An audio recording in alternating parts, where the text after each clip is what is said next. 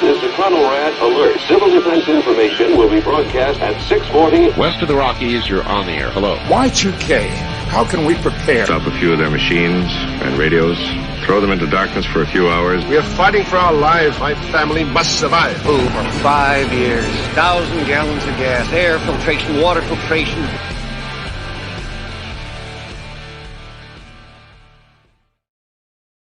Coming at you from the frozen tundra that is East Central Alberta, Canada. Streaming live on YouTube, Twitter, Twitch, Rumble, Odyssey, and Facebook. Welcome back to the workshop where we create community, find freedom, promote preparedness, and share success. I am Toolman Tim.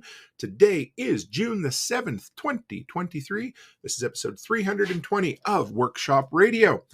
Guys, in a minute, I got a good one for you. I am really excited. Two things. The power of community and communication set me up with this cool gentleman, and I managed to find another incredible Canuck to come on and for you guys to make fun of how we talk. So it's going to be great.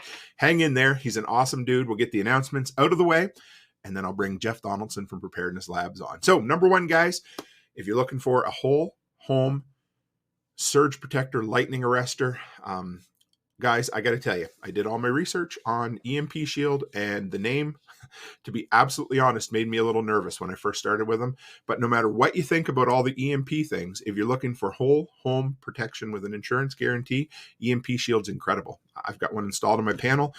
And if you want to save $50, grab the link in the description today. Number two, if you're looking to support what we do, I can't show you this month's patch yet because only a few people have got it. But as soon as it shows up, you guys, we'll do an unveiling. I'm pretty excited. Erin messaged me the other night and said how great she loved it. Anyway, so it's a great way. $10 a month, $100 a year, and you get a cool 2x3 Velcro morale patch. Usually they're a little funny, sometimes politically incorrect, and it's a great way to support what I do and a great way to get something cool in the mail every single month. And finally, guys, I'm going to drag each and every one of you kicking and screaming over to Telegram. So if you're not on Telegram and you're like, I don't need another place to hang out, I'm telling you, it is our place. It's where the workshop delinquents hang out. So come by Telegram. You will not be disappointed.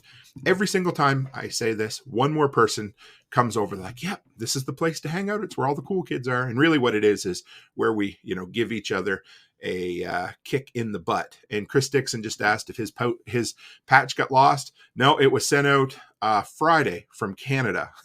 The stuff from Canada goes slower than the stuff I sent on Thursday from the United States. So there's that. So with that, guys, let's bring on my fellow Canadian brother. Give me one sec. Hey, Jeff, how are you, brother? Fantastic. Thanks for the invite. I am excited. Like I said, one of our missions around here is to bring together a ton of different kind of disparate preparedness communities from all around the world. And I was really excited when our mutual acquaintance, George, from Last House Standing's like, hey, there's this crazy Canuck. He's so Canadian that his handle on Instagram is my canoe head, something like that. And I'm like, oh, I got to check this out. And you've got well over, are you at 200 episodes for your podcast yet? It's inside my canoe head, and it's at 182 right now. You're getting close. Cool. Yes, so, I am. Tell us who in the world is Jeff Donaldson. I intentionally didn't look into your story a lot because I really love learning about people on the show. So fill me in, brother. Yeah, absolutely. So I'm an East Coaster at heart. As we get going, you might hear a couple of phrases come out that will give that away. Brother. Yeah, absolutely. Exactly. From Blue Noser through and through. Where? Hang on, we got to stop here. I'm from Digby. Well, I happen to spend some considerable time near there in a little place called CFRC Cornwallis. Of course you did, because you're ex-military and you've been in Nova Scotia. My dad worked in the groceteria at the Canucks there, in the meat department in the early to mid 80s. So probably before your time, but that is really cool. So, I mean, that's fantastic where the story starts off with. I joined the Army when I was 20 years old out of Halifax. And the standing joke for anybody out there is I once got asked why I didn't join the Navy. Because, I grew up in the East Coast. And I'm saying, well, I got up every day, watched the ships go out and get towed back in, watch them go out and get towed back in. Well, I thought I'd join the Army to go see the world. Those in the Army, you'll get it. Those in the Navy, you'll get it too, because it's true. But no, I took off to join the Army and chase after the world in 1991 to date myself. And so you were just after the Gulf War then, were you? Yeah. Just after Gulf War I. Okay. Is when I joined and went through Cornwallis, and then ended up doing a complete run of the country and 28 years, and I retired in 2019. Wow, so you just missed the Gulf War. You went through 9/11. Yep. And all the fun after that. So did you do some deployments? Yeah, I did 2 tours in Afghanistan. Okay. Yeah, I mean, you can talk as little, or how did they go? I don't, that's like asking a firefighter if he's keeping busy, you know what I mean? I don't like to do that, but how, what was the last fire like? Yeah, exactly. Right. So came out the other side, things okay? Or yeah, absolutely. I mean, in 2007 was what we refer to as the run and gun show. So It was the combat operations in the southern part of the country. And 2012 was the training mission up north in Kabul. And that's actually where preparedness kicks off, believe it or not. That's where the journey to preparedness started. So I'm sitting on, you've probably never been to Kabul, Afghanistan, but imagine an American camp built for 1,000 people that has 4,500 people on it, right? So you can't go around the corner to change your mind, right? There's no privacy anywhere. Sure. Except my tiny little box of an accommodation, which was an 8 by 10 foot box that I lived in for 9 months, a little over 9 months. And I just think, like, what do I want to do next? And the Army's plan for me was to fly a cubicle, fly a desk. I'm not that type of guy. Spent my whole life as an outdoorsman. Yeah. I have no desire to sit in a cubicle 9 to 5 for another 20 years. So I was trying to figure out what to do. And the job that I had there had me interacting with a whole bunch of humanitarian agencies, looking at how we were not just from the NATO mission side playing whack-a-mole with the bad guys around the country, but how we were helping to build capacity in the country to deal with natural disasters. Oh, okay. Sure. Somehow, by hook or by crook, I got spun down that alleyway in a line of business while I was there. And after spending, a couple of months hanging out with a whole bunch of people in the humanitarian space, I decided to I did my master's degree in disaster and emergency management at Royal Roads in BC. Okay. The Army wanted me to go study war and Clausewitz and all this other stuff, and I had no interest in, studying that kind of thing. So that took me in that direction. So I started the formal academic side of it about a dozen years. So I've been in studying and living and working in the preparedness side for about a dozen years now. Okay. And so yeah. Go ahead. Sorry.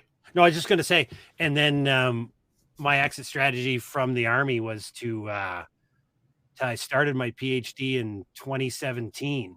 So I actually wrote my PhD dissertation on emergency preparedness at the community level. So really? this communication piece. So the difference between what the community wants the public sector to do for them and what the public sector thinks its role is to help the community prepare for and respond during an emergency. And there's a gap. Yeah, there is. It's the expectation management, right? What you think your town should be able to do for you is a heck of a lot smaller than their actual capacity. And that's where we have, pardon the reference, but Karens on TV losing it when their power is not back on 10 minutes later, because they have this expectation of this massive state capacity that doesn't exist. So yeah, and then that's and I was studying that for a while at like 2 or 3 years, and nobody cared, right? Nobody really cares about preparedness into our emergency management until this little fella from China came over and dropped around and kind of locked down the world in 2020. Yeah, that was fun. Well, not really. All of a sudden people were interested in what I was doing and what I was studying. And all of a sudden you went from trying to get knocking on doors, trying to get people to pay attention to you because you were passionate about what you were doing, but nobody was interested. Sure. to trying to field all of the questions from everybody who all of a sudden was now interested in pandemic preparedness. Quick question. Is your dissertation available? Yeah, it is. It's available through Library and Archives Canada. I can flip you the link to it. I would love to read it. So, this is cool. And this is why I love sometimes these open-ended conversations so I've been doing a series on the history of preparedness, doing the decade by decade, basically from the 30s up. And of course the civil defense era was very much a bottom up, like local community, build your shelters, have these local bands of people looking forward to fixing it, right? And then we've kind of moved into the FEMA end of things, which is definitely and of course we're talking American. It's hard to talk Canadian. You probably have a way better knowledge of it, but for me, I've kind of researched the American. So with a top down today,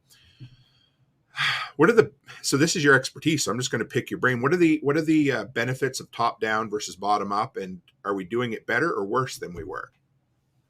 So it's a whole societal change that we kind of went through, because we had a sense of personal responsibility and individual responsibility in the 60s and 70s, right? Because like you're right, the civil defense era really changed when, and I'm forgetting that there was an operation in Calgary done where they evacuated the northeast quadrant of Calgary to rural Alberta as an exercise in a nuclear response. Because at the time, we knew the Russian bombers were coming.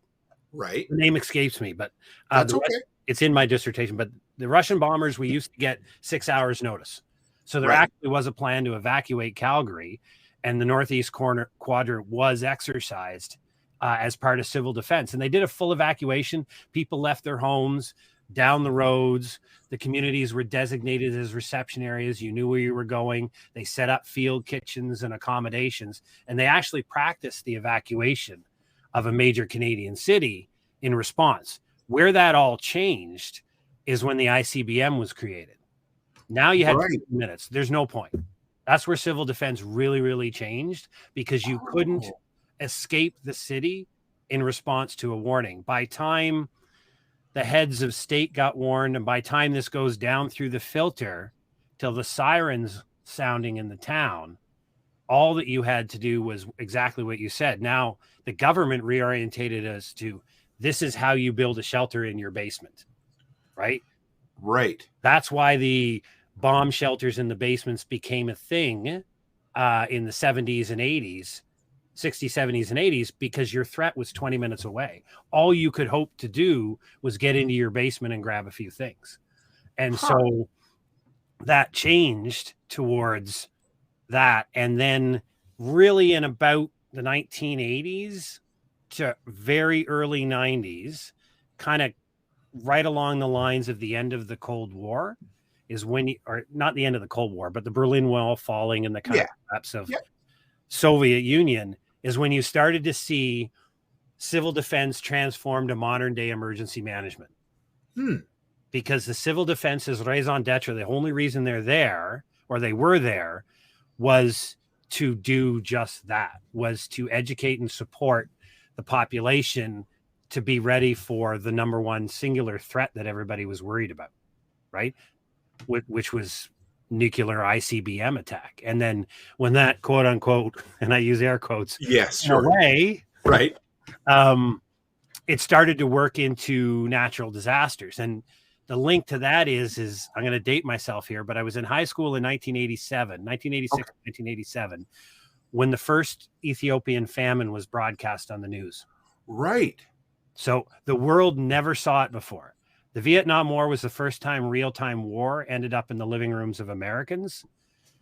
The famine in Ethiopia in the late 80s was the first time that a natural disaster showed up into the televisions in the living rooms of North America.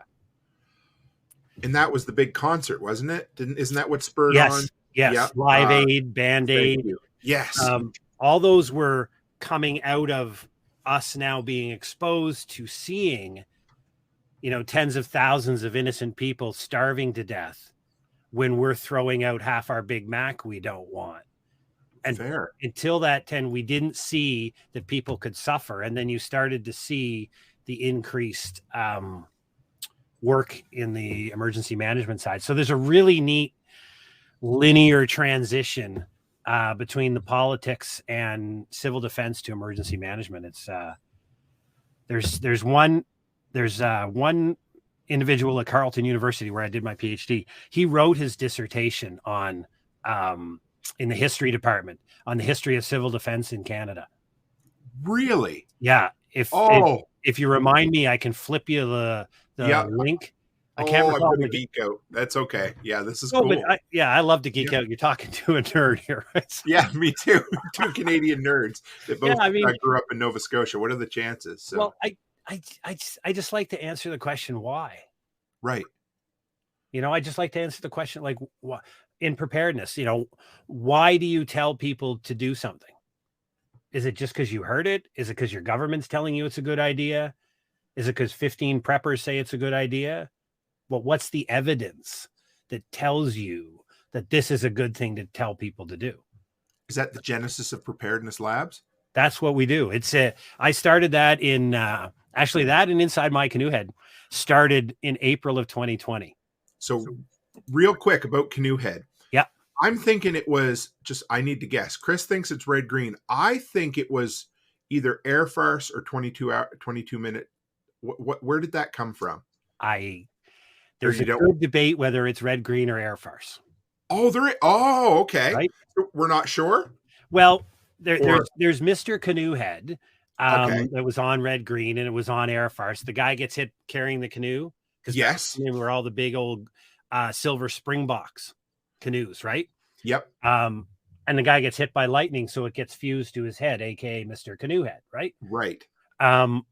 I'm a backcountry paddler. That's my outdoor passion. I've been doing it for 40 years. So It was actually my daughter-in-law who came up with the name Inside My Canoe Head because I wanted it to be a quintessential Canadian handle.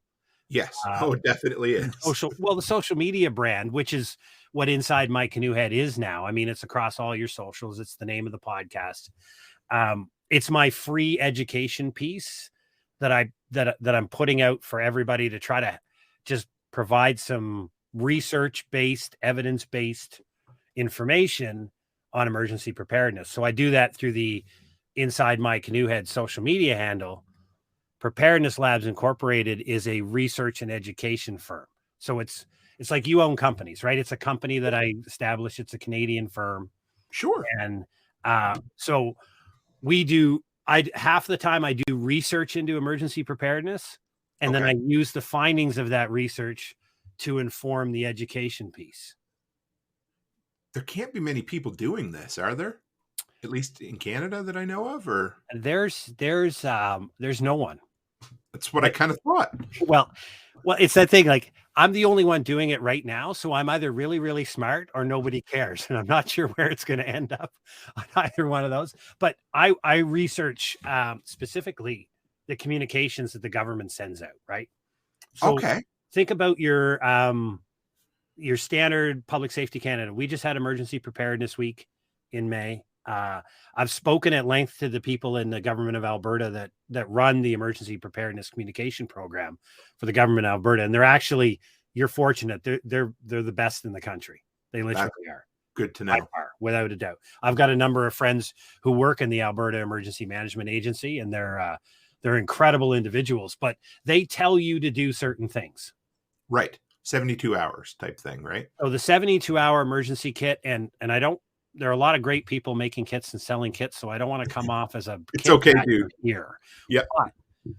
There's no evidence anywhere on the face of this earth that a single human being has had a better post-event outcome because they possessed and utilized the 72-hour kit. There's no evidence. And you are the expert on this. Well, now set that aside and say, okay, well, it's logical that a crank radio is going to help you. Some food is never a bad idea. A first aid kit, absolutely. But it is sold to you by the government as this is how you become prepared. Right. What I'm saying is you have no evidence to make that statement, because if we can agree that Preparedness is about improving post-event outcomes. Right. That's all the things that you and I talk about and all the prepper community talks about. Doing all these things we do in times of peace and calm is all about having a better post-event outcome. 100%. So why aren't we telling people to do things that actually has been shown to lead to post-event outcomes? And that's why I asked the question, like, why are you telling people to do this? Because while it's not a bad idea, you're giving them the false sense of security that if I want to be prepared, I need to get a 72-hour kit and bammo, we're good to go. I'm a prepared individual. I'm ready to take on the world and all the calamities. And you and I know that's almost dangerous. Yes. It actually reminds me a little bit of some of the civil defense mindset from the 60s, because reading between the lines, some of it was just designed as busy work because they knew that the cities would probably be hooped, or at least in some serious trouble at the time. Yeah. So, okay. So this leads, of course. So if, pardon my French, of course, but if the 72-hour thing is bullshit, what has your research said is a proper degree of preparedness or a proper aspect to have the better outcome on the other end? So 14 days. That's the short one. Now, the science behind 14 days is that if we think of the modern society, right? Like 80%, 90% of us live in cities. So if you think the mass majority of people live in urban areas, right? So yes, if you think of the modern, urban, ultra connected, high speed, low drag modern city, right? It's supported by the 10 sectors of critical infrastructure. In America, there's 16. Canada calls it 10. We're just Canadians. We need to be different, right? Energy, utilities, government, transportation, health, safety, the food system, the water distribution system. All of these, if you visualize it, and this is what we try to do in my work, is visualize the city as sitting on top of your dining room table. Okay. And below the dining room table are 10 legs. And each one of those legs represents an element of critical infrastructure that just keeps it going, right? Because every day you get up and you make this massive assumption that everything's going to work. This internet worked. Your mic works. You flush the toilet and it goes. You turned on the light and it works. You opened up your cell phone and the internet was there. We make an incredible number of assumptions about our modern connected society. So when disruptions and emergencies happen, it's because one of those 10 sectors of critical infrastructure fails. Fair. Yeah. For some period of time. The social contract we have with government, no matter what your political stripe is that we give them taxes and they're supposed to give us services. I know that's not what it's looking like lately, but anyhow, that's the idea behind it, right? So sure. You and I don't resurrect the water distribution system in a town. Right. Public Works does that. So the research we've done shows that 97% of the time, critical infrastructure is resurrected in 14 days. So there's your, that's what I mean about evidence-based recommendations, is that you're not covered for the 3% outliers, but that 3% represents catastrophic total destruction. Like more Oklahoma tornado goes through, we're not getting the water back on because the water plant doesn't exist anymore. That type of thing, right? But for 97% of the calamities that have happened in North America, and we just did a sampling, of course, we don't look at them all because statistically that is way too much information. Sure. But approximately 97% of the time, all of those table legs are back up and working in 14 days. So if an individual is prepared to shelter in place in their home with the people that they love and care for, provide them their basic animalistic requirements, food, water, shelter, health, safety, security, for 14 days, they're going to make it out of it unscathed 97% of the time. Which puts you ahead of, I'm guessing, I don't want to say 97% of the rest of the population, but I'll bet you at least 80 or 90. It's pretty close. And so when I kind of make up the list of the 5 types of prepared people that I put in my in some of the blogs that I write in the podcast episodes, the first one is blissfully unaware. Right. The people who just wander around life and have no idea about risk, hazard, or nothing.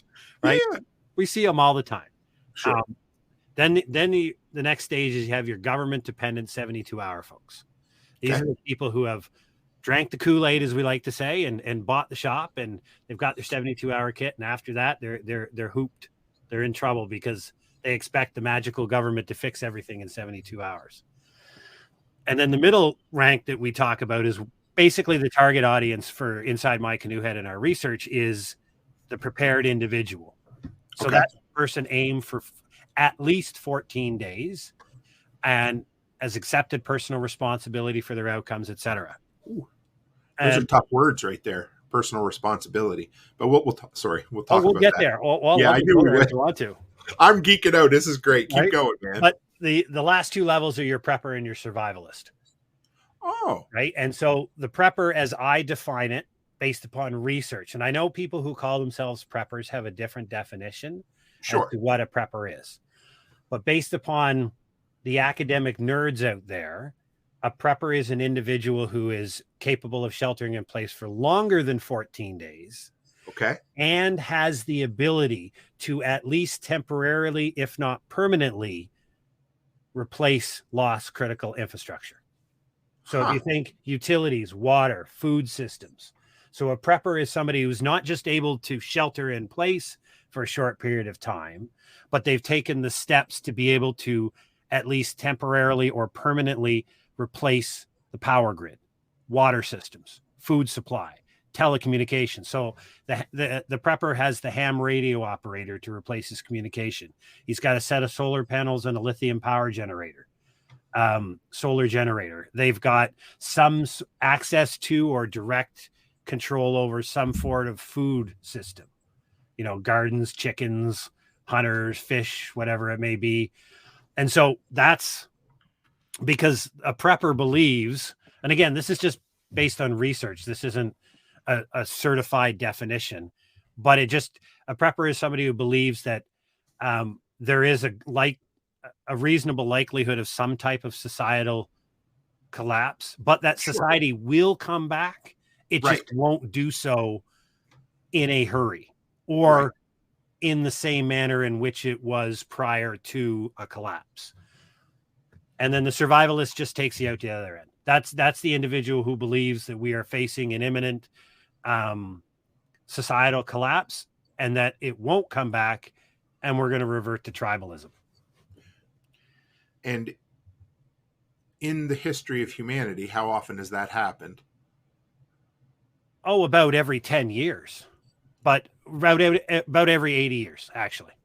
Really? In modern can you elaborate? Yeah. So in modern history, we're living in it right now. If people ask, why is the 2020 so disruptive?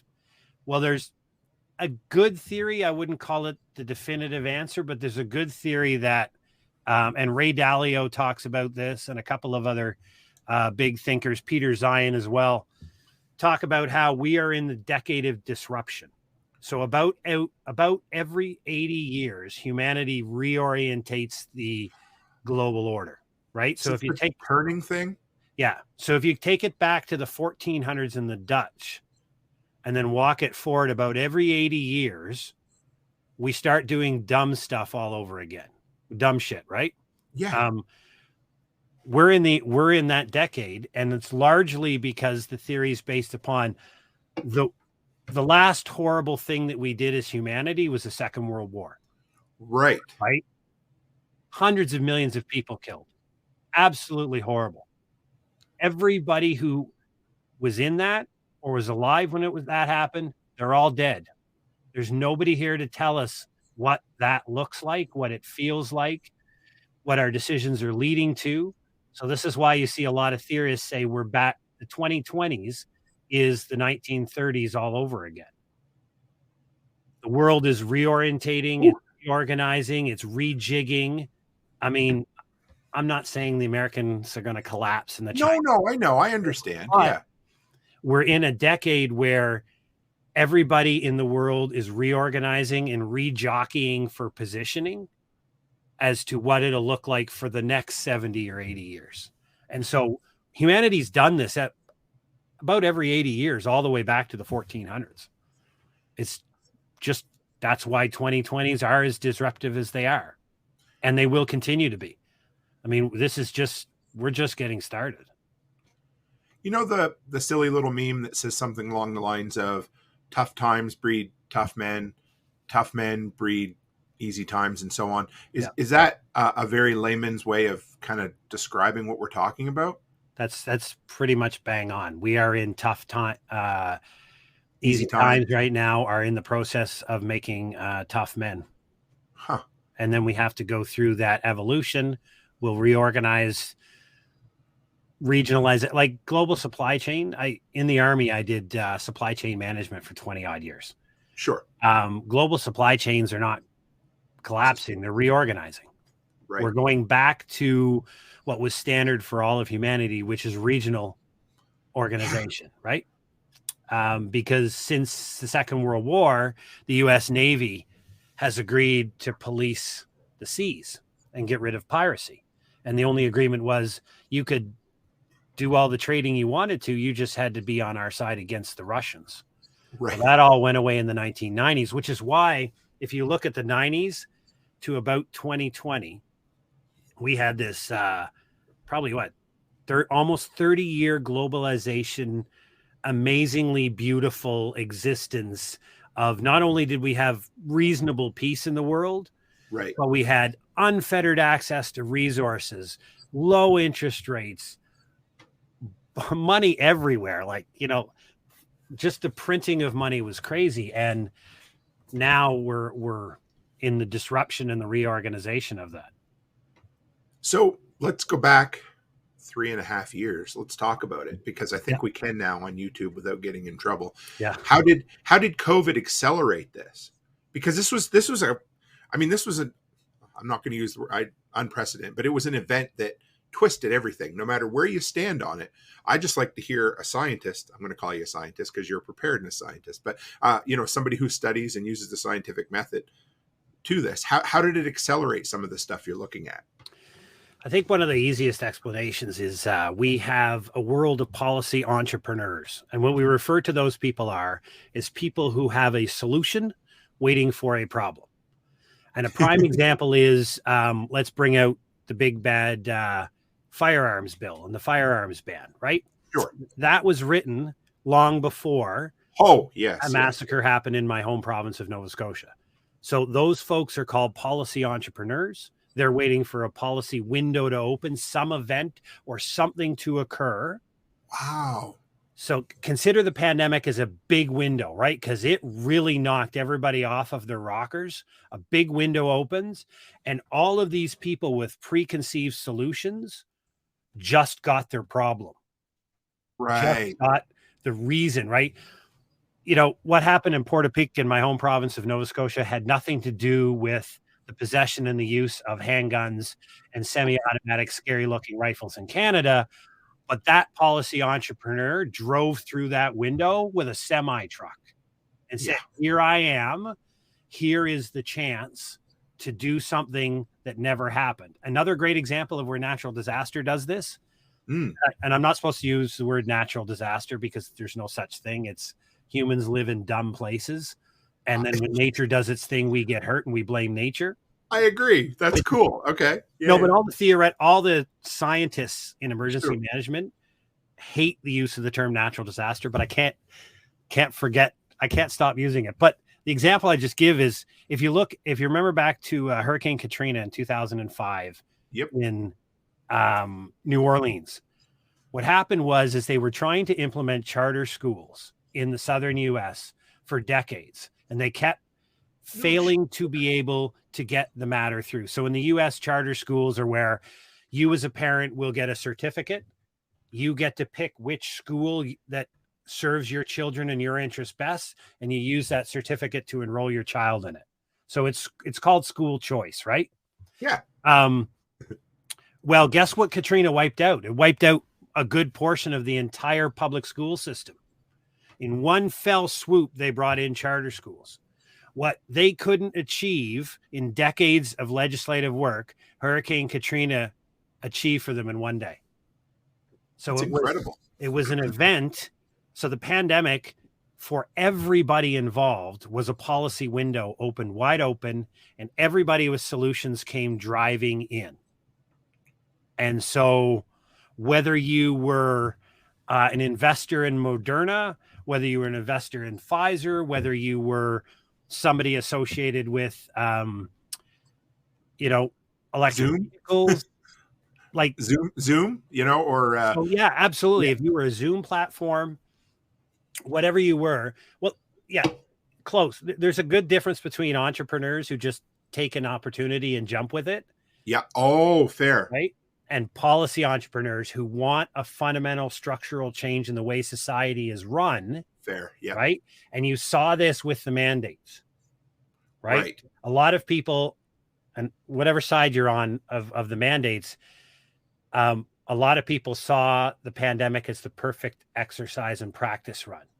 Sure. How far could we push the population before y'all came for a drive to my hometown of Ottawa? You took the words out of my mouth. Absolutely. Right. Let's push them until all the truckers get pissed off and show up. Sure. Well, this was fair. The point. And the policy entrepreneurs, some of them want and believe in far greater levels of government control over what can be said or done in an open, free, and democratic society. The pandemic gave them the opportunity to test and trial run. Fair. And the interesting thing about that hypothesis, or I think true statement, is that it really doesn't matter the cause of an event. It's the person or the policy entrepreneur is just there to exploit whatever happens. Yeah. Their whole vested interest in is whatever is situated. Like handguns is a great position in Canada because most people are on clearly one side or the other. You don't have many fence sitters on whether Canada is a country where handguns should be legally possessed by the individual. Right. The policy entrepreneur on one side doesn't think that should happen. Right. So they've got the legislation written. How do you think that the bill with all of those caveats that came in that amendment that was... it's been sitting. Yep, that's right. That thing has been written for 10 or more years, and it gets regularly updated by the policy entrepreneurs waiting to go. And when they got their window, they dropped this thing at committee that was already prepared for them. I mean, the government didn't do it. The policy entrepreneurs did it themselves. And thankfully, I'm a proud firearms owner and hunter, etc. Luckily, that got squashed, but it was close because the other side of the argument was so woefully unprepared for that policy entrepreneur to show up. The CCFR and other organizations did a fantastic job, but they were not prepared for that amendment to land in their lap. No, right? And you're right. You're absolutely right. I think of many special interest groups. So here's one that I don't shoot down at all, but it's one that deserves to be talked about, is something like Mothers Against Drunk Driving, for instance. I very much appreciate the work they've done, but they have very much pushed their policy onto people or into the government sphere based on certain instances that happen over the years, and they continue to push it up and up and up from there. And I'm not in favor of drunk driving. Don't anybody look at that and say I am. But I look at that as a group, and there's many others, the Polytechnic group out of Quebec, again, it's awful. I mean, you don't want that shit to happen to anybody. No. But a lot of times a person's individual trauma or tragedy spurs on the need to take it to the nth degree. Does that make a little bit of sense at all? It does. It's absolutely. So instead of having really stringent laws on the use of a firearm, we just need to get rid of them. Right. Firearm bad. Yes. Or car, anything. It doesn't, it could be the lady whose kid lost their eye on a retail hook in a grocery store, right? The same thing. Yep. Yep. The same reason why Tim Hortons cups say caution hot. Right. So I'm just going to put that up. I'm not going to read that out loud. I'm just going to leave that. That's a fellow Manitoban right there as well. So I appreciate you, Martinson family. I'm just not going to read that out loud so somebody can clip it and put it into audio for me. and nail you with the credit. Yeah. Yeah. So I got a few questions here. We'll slide back into it. But first off, this one's from K-Bonk, and I can tell everybody's digging this conversation, dude. We got to, I don't usually say this early on, but we got to have you back sometime because now that I know, anyway, yeah, it's going to be fun. So says K-Bonk says, love the 10 legs thing. Which do you think would be the last leg restored? And I bet it's a big, it depends, isn't it? No, actually, it's probably going to be manufacturing. Oh, really? Okay. Yeah, because, and I only say that because if you think of a service industry and the government supporting the general population, manufacturing is the last thing that needs to be put into place. If you're talking about food safety, the health system, the transportation system, etc. The reason for that is that in part of using the 10-leg analogy is your and my exposure to it is going to be different. I live in a city of 1 million people. That's how big Ottawa has gotten now. Okay. There are people in this city who absolutely have to rely on public transit to get to and from work. If you take down the transportation sector due to something, to me, it matters not. I work from my home office. Fair. But for somebody who relies on public transportation, that is a critical failure of government that needs to be restored immediately. When you look across the 10 legs, manufacturing, unless you're employed in manufacturing, but from a government perspective, it's probably the last one that needs to be put up. But again, when somebody's trying to think about this analogy of the 10 legs, what we tell people to do is think about your exposure, because everybody's exposure to each of the sectors of critical infrastructure is going to be different, right? If you live in an apartment, high density housing, right? So you live in an apartment building, you can't have a gas generator. If you have medication that needs to be climate controlled and the power goes out in July, you have a very immediate critical situation to be addressed. Everybody else is just going to get a little hot and sweaty for a day or so until the power comes back on. So everybody's exposure. I live out in the burbs in a townhouse, right? Okay. I have a couple solar panels. I can keep the basic stuff running for as long as I need. Sure. Like, I mean, the absolute basic, what I refer to as your minimum power profile. I can keep that running for a long time. Somebody sitting in a 21st story of an apartment building can't. Right. So that exposure is really indicative of how do you develop your own individual family preparedness plan. We recommend has to be in reflection to your exposure to those critical infrastructure, because it's the CI going down that causes the emergency. So if you understand your exposure to the different CI, you understand the risk that you're exposed to. And CI, critical infrastructure. Yeah. Perfect. Yeah. Cool. All right. What do I got next here for you? How do we define collapse?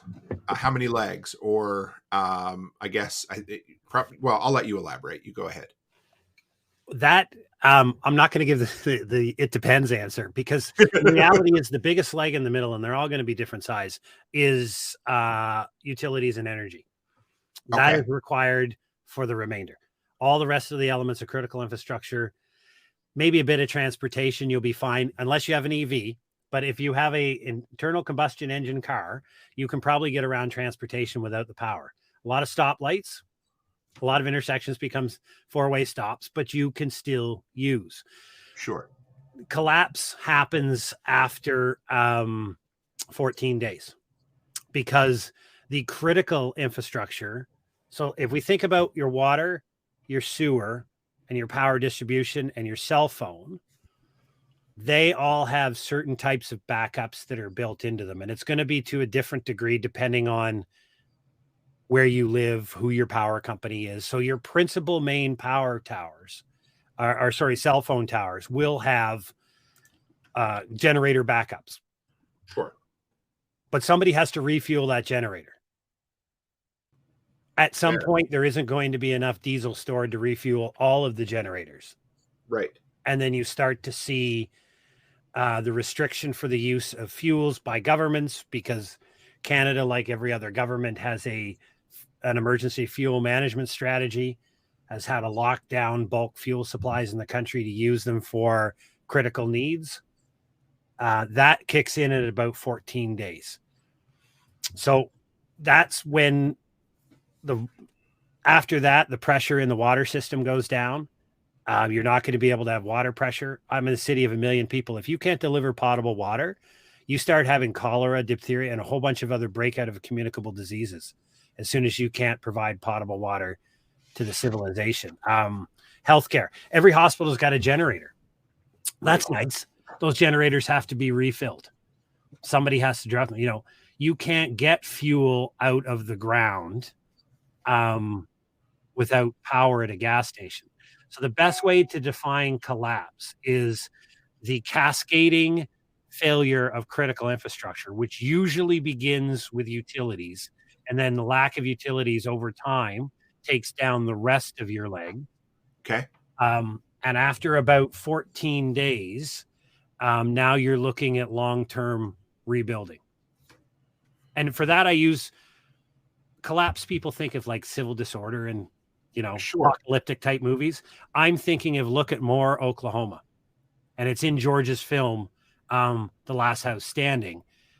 If you think of Moore, Oklahoma, where the tornado goes through and it takes out the water plant, it takes out every cell tower, it takes out the sewage treatment plant, it takes out the fire department, it takes out the town hall, it takes out everything. Right. That's a collapsed society, right? Because the society cannot provide the critical infrastructure to its residents, the society has now collapsed. So that's how we define collapse. Other people have, all over YouTube, you have apocalyptic breakdown of society. Are you familiar with our Canadian brethren who is on YouTube, who's very, very well known? From a province next door to yours? That's the one, yes. Yeah, I've been a subscriber of him since he was about 10,000 subscribers. Okay. Have you seen some changes over the years? Oh, wow. Yeah, he got to 1 million in the way he chose. Fair. Yeah. No, it's cool. I get it. And I want to have him on my show. It's the same as John Wesley Rawls. He wrote the book. Yep, Patriot. I read that book. Yep. Okay. So I'm not a big fan of that book, but I want to have him on my show. It's an okay book, but I'm a big fan of a lot of the other ones. So, but I mean, me judging somebody's writing ability is like, me judging somebody's gymnastics ability, right? I can't, it's not fair for me to judge. It's just personal taste, right? Yeah. So that's interesting. Yeah. You need to hear this though. Hunter said he'd put some money down for a class on this exact topic. And, so the entrepreneurial wheels are starting to spin. You need to have some anyway, we need to talk behind the scenes about a whole bunch of things because you got me all riled up. So, I'm in the process of filming a video course. Okay. So we've been, when I say we, it's the royal we, if you know what I mean. I do it too because we got big heads. No, yeah. I'm just kidding. I understand. Yeah. Well, sometimes I just use we. Yeah, it sounds like I've got a team of 25 people in behind me in the basement here. But we're filming a video course on preparedness. It's going to be about a 25 episode course. So basically, it's the research-based, evidence-based stuff, not the apocalyptic, sky is falling, chicken little type of stuff. But for people who are really interested in learning about preparedness in an online course video style environment, we're being filmed and going to release it early in the fall. So we're doing it. You make sure you let me know, and I will promote the hell out of it, and we'll have you. We'll have you back on. Probably multiple. Holy cow, this is great, man. And we're specifically pricing that because welcome to entrepreneurial world. The world's not cheap. You have to price certain things. Don't apologize for your price. No, I don't. I don't compete on price. This is why everything that we put out in Inside My Canoe Head will be free and always will be free because that's my community service, right? This is trying to help my fellow man be better prepared to deal with the world. For those that are looking for a summation of it, like I've got a book out there that I wrote earlier this year that's out on Amazon. What's it called? It's called Preparedness Simplified. Oh. Book 1, the beginning. It's a 50-page ebook that's on Amazon. And that's just, that's taking our basic science that we've come up with. And it's geared towards people who are interested in the preparedness world, but they're not sure where to start or how to start. And so that's, and I'm writing on top of that, I'm writing a second book. I understand. It doesn't stop, does it? Well, yeah, no. It's because I'm trying to not counter what's out there in the world, but say, hey, listen, there's a logical, let's not lose our shit way to become a prepared individual. And I sell the idea hard that preparedness is free, right? Adopting a prepared life and adopting a prepared attitude does not cost you money, right? You don't need to buy your acceptance for personal responsibility for your outcomes is far more important than 4 weeks of food in your basement. Dude, that's all. Yeah. And even if you do want to do that sort of thing, it can be done on the cheap if you really want it to be. But I argue, yes, that it should be done in support of a plan that you've written for yourself. Yes, because I have 4 weeks of food because of X that you came up with, not because some Yahoo like me on the internet said, get 4 weeks. It's because I've looked at the people that I care for, the people that I'm going to be responsible for. I looked at my community around me. I looked at the hazards I exposed to, and I've decided that it's logical for me to have 4 weeks. That makes a ton of sense. Yes. Not these magical numbers that get thrown out there all over the internet. Did we ask this one? Which leg would be the... Okay, good. Because I was like, it was similar, and I'm like, I don't think we caught this one. So wonder which leg would be the hardest to bring back, Hunter asks. So I really think if you put your tinfoil hat back on, yes, it's the utilities.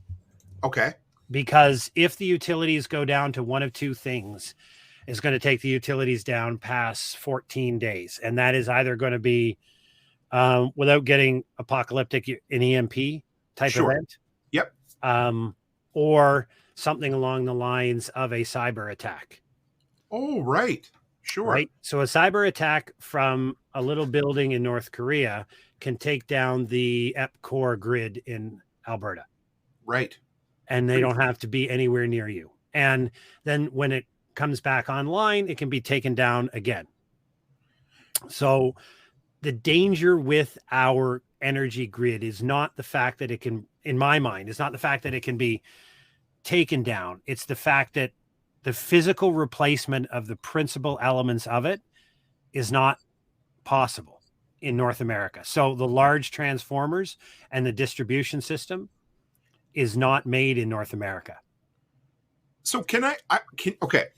So that is an oft repeated remark that I hear. Yeah. And you're a researcher type dude. So that sounds really official. Oh, but, that's perfect. Yeah.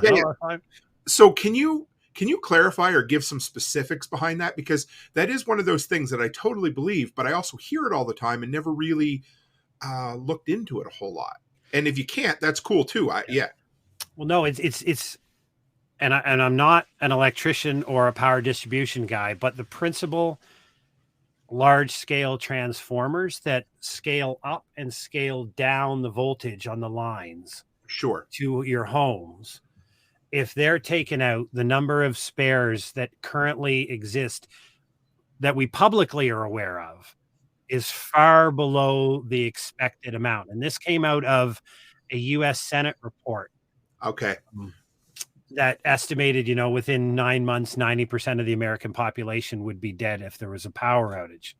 But the idea is they are ramping up the manufacturing in North America of this, but it's very much the transition they're going through now in the computer chip industry.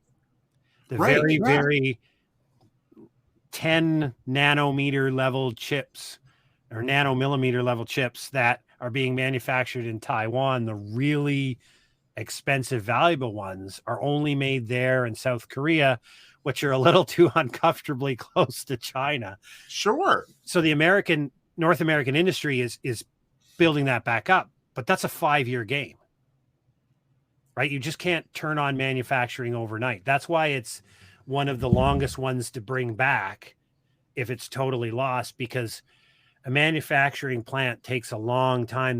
There's all the inputs that have to come in. And so we're going to solve this issue really in about 5 to 7 years. We'll have the capacity to rebuild. We won't have the stockpile to replace. Those are two different problems.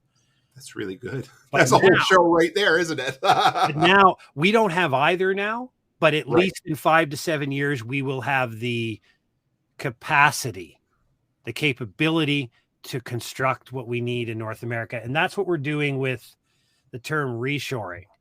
A lot of what we've seen in the pandemic was a great example of this with the production of PPE.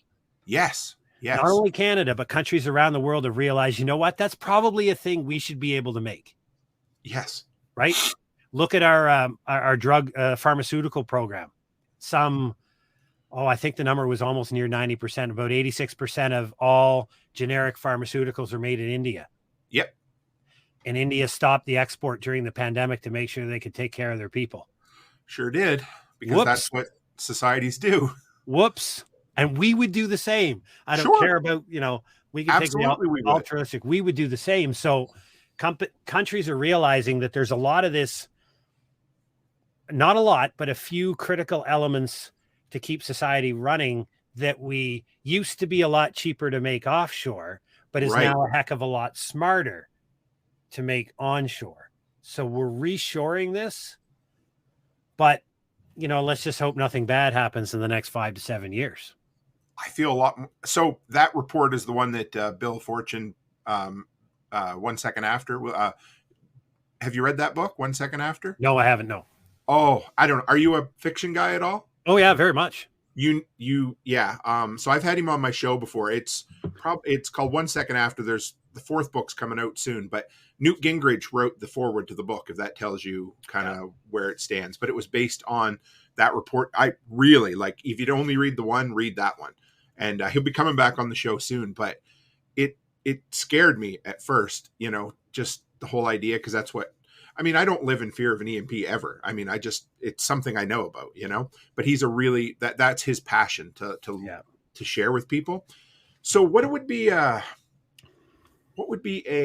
an example of a modern collapse or okay. So let me back up a little. So in his book, the big thing was, he talks about Katrina and a few others, and he says they were always regional disasters or regional collapses, where when there was a hurricane that went through North Carolina, people from, Boston and California came in and helped clear, you know what I mean? Like the power line guys, or like we send firemen to Alberta to fight the wildfires. So is there a modern example of, and I'm not sure if I'm using your term right, collapse that would have been wider, that wouldn't have been necessarily very, very contained? So I think the best modern example is the latest, I forget the date, the most recent earthquakes in Syria and Turkey on the border. Okay. So there is a portion of northwest Syria that is still hotly contested between the Russian-backed militias, the Syrian government, the Turkish-backed militias, the PKK, and a couple of other free-for-all groups in there. Okay. All affected by the disaster, right? There's no governance in there, so they still have not done anything to recover from those earthquakes months later, because there's no law and order in the area. So whatever order that did existed has now been totally disrupted by the event. In the surrounding area, where there was government positive control, you had great responses in Turkey, great responses in parts of Syria, but really poor responses. You can look at it's hard to see in the modern age because we have such great international response to calamities Right. when they happen. But Canada's sitting on a time bomb. If you look at the Cascadia earthquake on the west coast of Canada, Okay. so the Canada subduction zone right now, if that was to go up in what we think is a long overdue major earthquake, and you have, say, a 9.0 and you have the one slipping under the other, you're looking at catastrophic destruction on the west coast of North America, which means Canada won't be able to dial 911 for American assistance. Good because point. America will be going to help Seattle, Portland, the state of Washington, the state of Oregon, Northern California. All of that will be in the process of being rescued by the American government and the American military. The Canadian government can't get in. If you look at the Rocky Mountains and you look at the Fraser River, and you just have to look at the floods that happened in BC and what it did to the roads. Absolutely. Back in one of my previous jobs in the Army before I left, sitting on the Strategic Joint Staff in Ottawa, you got access to have a read into some of the government response plans. And we don't have a way in. Like we don't have a way in to help the people in the lower mainland of BC. We just don't. We have to fly into Comox and shuttle everything over on BC ferries. Right. You're looking at, if you want to talk about the value of preparedness, in 14 days, it will be at least 14 days before any element of any government assistance can significantly penetrate the barrier that's going to be created by that kind of event. Yeah, so like Dixon Way said, it'll shut the area right off. You're absolutely. And so part of the problem they saw in Katrina as well is first responders. I have all the time in the world for public sector first responders, fire, police, EMS, right on. You know what? Same thing happened in Katrina. If my family's at risk, absolutely, I'm not going to work. No. I don't care what job I have. Right. I'm going to take care of my family. And it happened in Katrina, where within 72 hours, they had less than 50% of the staff showing up for their call because of what the effects on the family. And CBC, as much maligned as they it's okay. Most of the 95% of the listeners be like, I don't know what CBC is. What is it? But they have a podcast called Faults done by Joanna Wagstaff, who's a tremendous individual. She's a seismologist and a meteorologist. And she did, I think it was a 5-episode series. It's almost a decade old now, but it's still up on podcast distribution networks about what it would be like based upon their estimations inside the Cascadia zone after it's cut off. It's called Faults? Faults, yeah. Okay.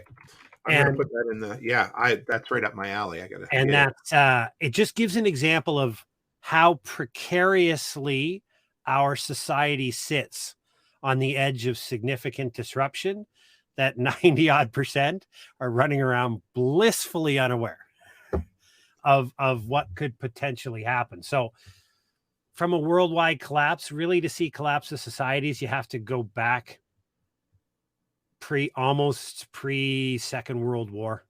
Fair. Because international assistance wasn't really a big thing back then. Yep. You know, if French Guiana came apart at the seams, everybody would go, that's cool. And then they would go back to lunch because they'd be reading about it a week later in a New York paper. Right. And you go back 100 years before that, most people were just living a subsistence lifestyle that they probably couldn't help even if they wanted to. No, that was all about survival. I mean, absolutely. Modern people seem to forget that up to about 250 years ago, the starving season of spring was a real thing. If you made it through winter and weren't killed by the weather, you had a pretty good likelihood of starving to death in the spring, waiting for the crop to come in. Sure.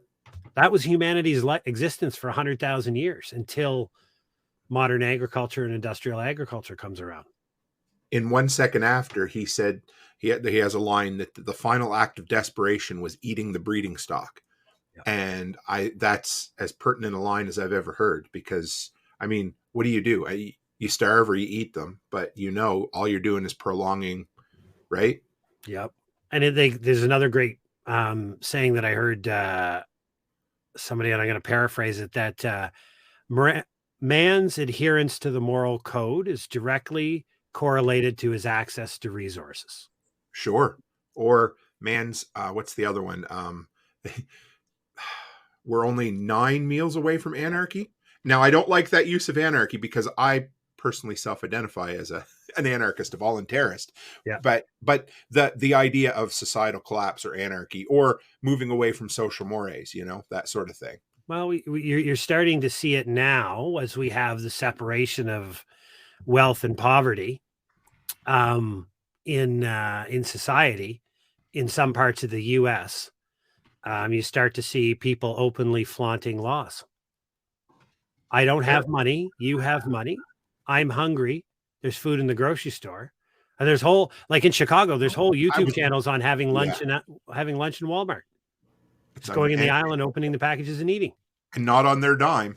I mean, on Walmart's dime. Yeah, exactly.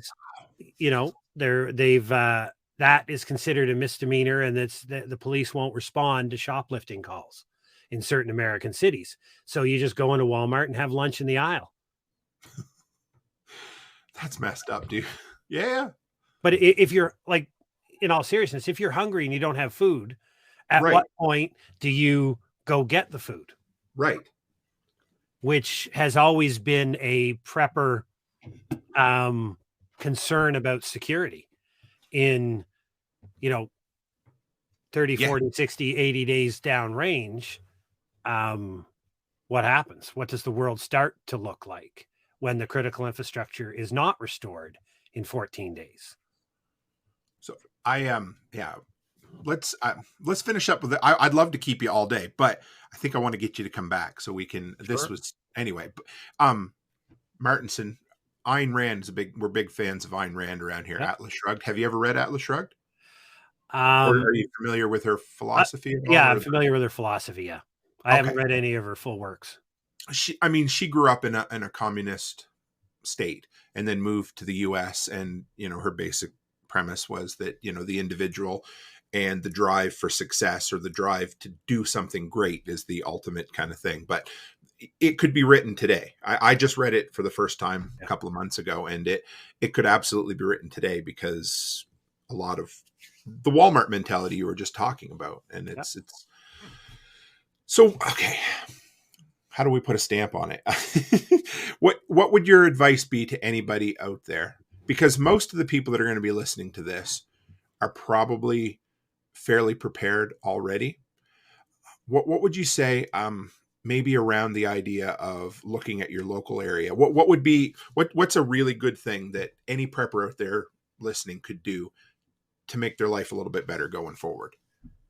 So it's actually the subject of my entire PhD dissertation, which was social capital. Social capital, like financial capital, is your money. Human capital is your education and your skill sets. Social capital is your social networks. It's about the relationships that you have. And the true first responder in emergency is not the police, fire, EMS. It's your neighbors. It's the people in your general area. Those are the people who will be the first ones to come help you out. So my research that I did in Ontario in 2020 and 2021 showed that by increasing and investing in social capital, you by default increase the preparedness level of the population. So the single greatest thing you can do to become prepared is go meet your neighbor. Go meet your neighbor. Like good old school 1960s, meet your neighbor. Because when you know people, you not only get access to them and their resources, but you get access to their network. So if you think of all of our relationships as an interrelated web, a mesh web of connections, and you plug into that connection, you now, through that individual, have access to a greater web. So your community needs to stand up on its own. And when you look at, there's a great professor at a Northeastern University in Boston called Professor Daniel Aldrich. And he's wrote several books on, one is called Building Resilience, the Power of Social Capital. And it's about he looked at a series of disasters over the last 100 years to try to figure out why certain communities built back better and built back faster. Right.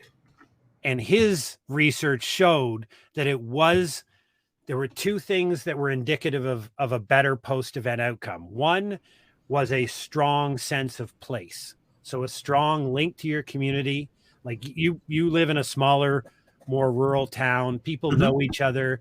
You know, if you picked up the phone, you'd have 10 people with tool belts on to help you on a Thursday afternoon, right? Like you have a community building. So places that had a sense of community, a sense of identity, and a sense of belonging, and those communities that had a strong link with their local government.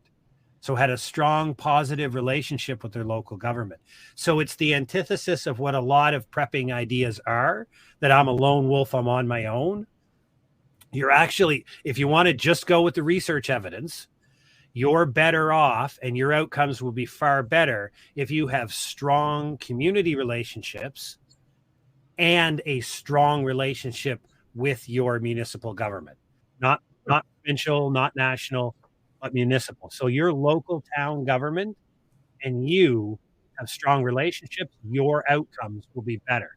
So it's not related to your survival skills. It's not related to your bushcrafting. It's not related to your days of supply that's in your basement or your jerry cans of fuel in your backyard, right? It's about community building. That's how we build preparedness, is get people to get out, meet your neighbor, and ask that question.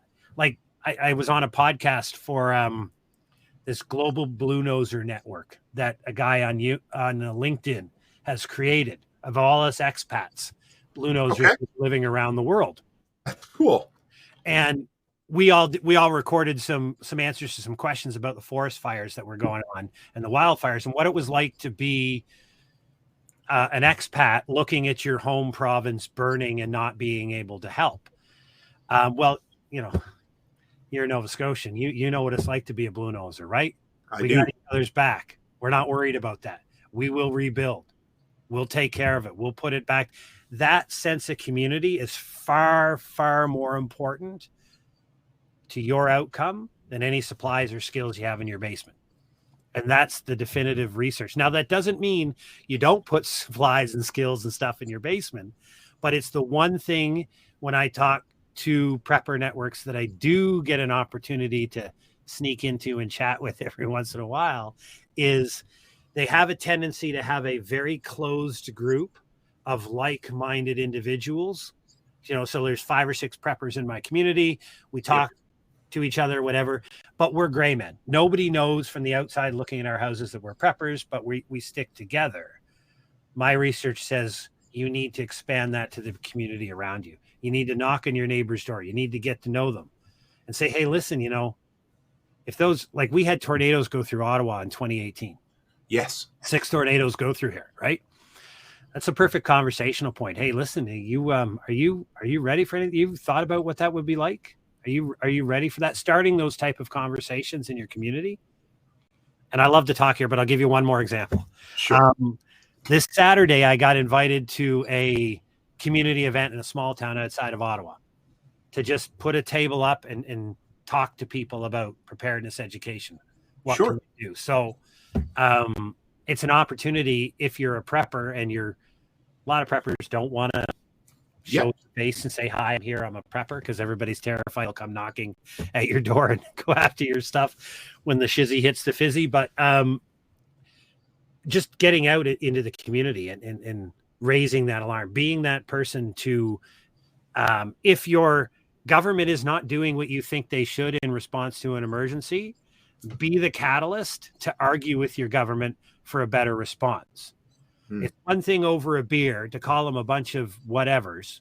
It's another thing to stand up and present to them a way to bridge that gap, right? To be the positive voice in your community, to say, that was a shite response the last time around, dude. We have to do this better. Here's how I think you can do it better. And here's the part I'm willing to play to help you do that better. That's how we build a sense of community. That's how we build preparedness for build on to folks like you and me that are already pretty much good to go when it comes to events that may occur, but the people around us aren't, which that can have a detrimental effect on you if the people around you are not prepared. That's incredible. Thank you. That's really good, man. How do people support you, Jeff? How do they give you money? Where do they go to see your stuff? So InsideMyCanoehead.ca, Okay. landing page. It has links to all of my social media feeds. It has linked to the podcast. It has a link to places to buy the book if you want to buy the book. And I'm also subscribed to a wonderful website called Buy Me a Coffee. I don't know if you ever heard of it. Yeah. Right? So I'm on Buy Me a Coffee. So I just say to people, listen, if you're not interested in the book and you're interested in just supporting a creator, creating good content, just go to the Buy Me a Coffee link and buy me a coffee. I'm powered by wonderfully simple black coffee. Military guy, black coffee, right? Yeah. Too hard to carry cream and sugar. That's what everybody tells me. That's It's fun. true. It is one less thing to put on my back for 30-kilometer hunt through the woods. Well, thank you, brother. If you want to hang in the back for just a second, I'll be right back. I'm just going to close up the show for you. Yeah, no worries. Thank you. Guys, all I can say is once in a while you catch lightning in a bottle. And how I didn't know who Jeff was before a few days ago when George from Last House Standing introduced me, I don't know. But we need to support him. His message is incredible. And of course, he's right up my alley, disaster response. And guys, just reach out, follow him in any way you can. I made sure all of his links are in the description below. But what an awesome episode. And I can promise you, if I have my way, we'll have Jeff back on multiple occasions because my brain is just spinning with all the possibilities of getting him back on to talk and pick his brain. So with that, guys, I appreciate you. And as always, stay happy, stay healthy, and have a great week.